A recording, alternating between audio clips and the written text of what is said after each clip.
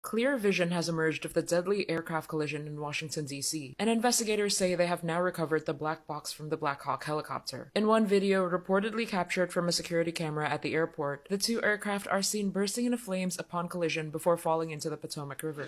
You have today blamed the diversity elements, but then told us that you weren't sure that the controllers made any mistake. You then said perhaps the helicopter pilots were the ones who made the mistake. It's all under investigation. I understand that.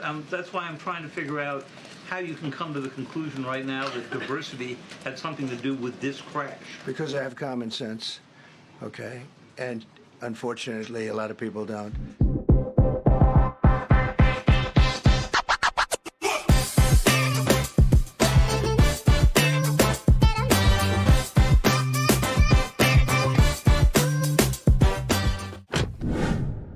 Welcome to Nature's Shadow. Today, we delve into the recent tragic mid-air collision over Washington, D.C., President Donald Trump's controversial response, and the ensuing public reactions. On January 29, 2025, a devastating mid-air collision occurred between an American Airlines passenger jet and a Black Hawk Army helicopter over the Potomac River near Washington, D.C. Tragically, all 67 individuals aboard both aircraft lost their lives.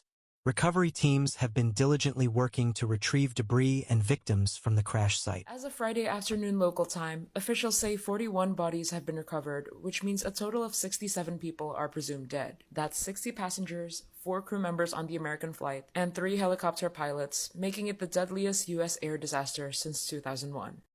Shortly after the incident, President Trump addressed the nation, expressing condolences for the victims. However, his remarks quickly shifted to attributing blame. Severe intellectual disability, psychiatric disability, and dwarfism all qualify. We do not know what led to this crash, but we have some very strong opinions and ideas, and I think we'll probably state those opinions now. Targeted disabilities are those disabilities that the federal government, as a matter of policy, has identified for special emphasis in recruitment and hiring.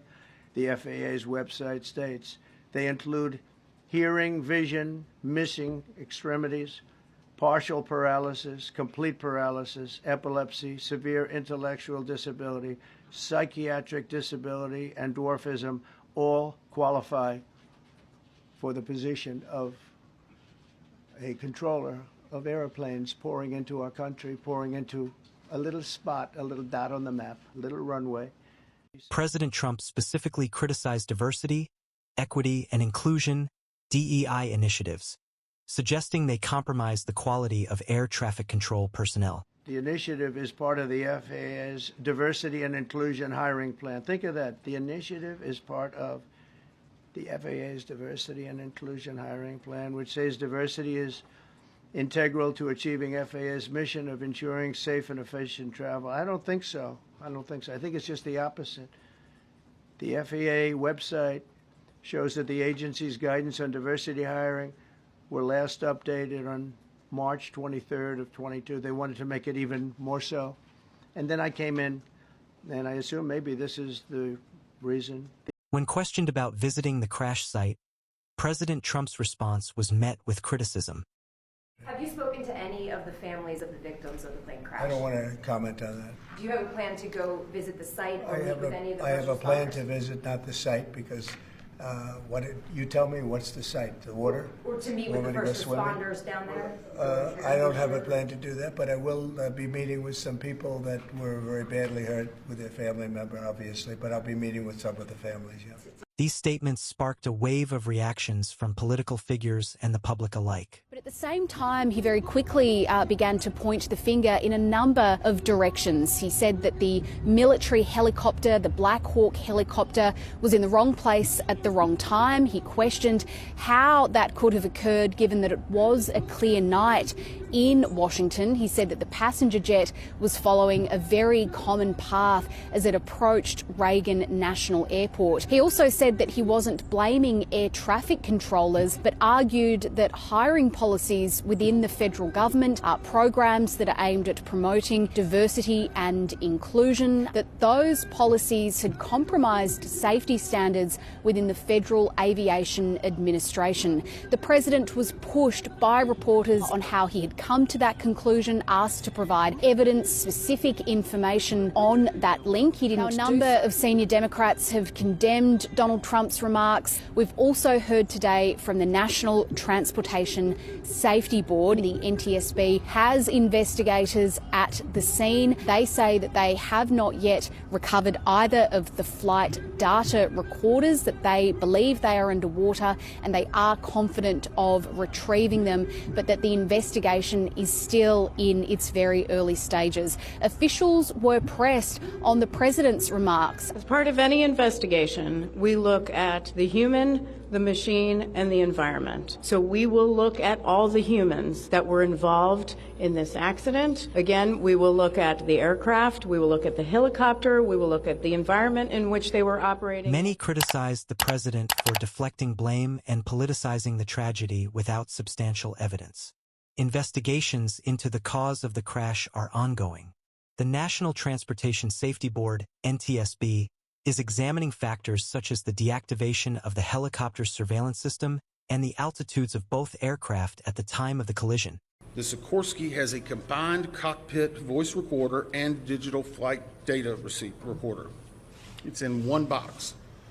I can report to you now, we have recovered the Sikorsky black box. It is safely at the NTSB headquarters. It will begin an evaluation, just as the other two recorders did last night, to determine when and how to take action. I can tell you from a visual inspection, we saw no exterior damage that would indicate that it was compromised at this time. So we have a high level of confidence that we will be able to have a full extraction from that as well. The ATC group, Air Traffic Control, has been conducting interviews today. They're ongoing tonight. They will be ongoing for probably the next few days. We've had full cooperation in getting the witnesses that we need to gain those interviews. We will go back and look at any air traffic controller that was involved in this. We'll go back and look at their past probably 72 hours, even 2 or 3 weeks. We'll look at their training, their hiring, everything, what they probably ate that day. But it is not one point that tells us everything. It's layered into a lot of other information that's very critical. As the nation mourns this profound loss, the focus remains on uncovering the truth behind the tragedy and ensuring accountability. The discourse surrounding the president's comments highlights deep divisions in public opinion during times of crisis. Thank you for watching Nature's Shadow. We invite you to share your thoughts on this incident and the president's response in the comments below. Don't forget to like, subscribe, and stay informed as we continue to explore critical issues shaping our world.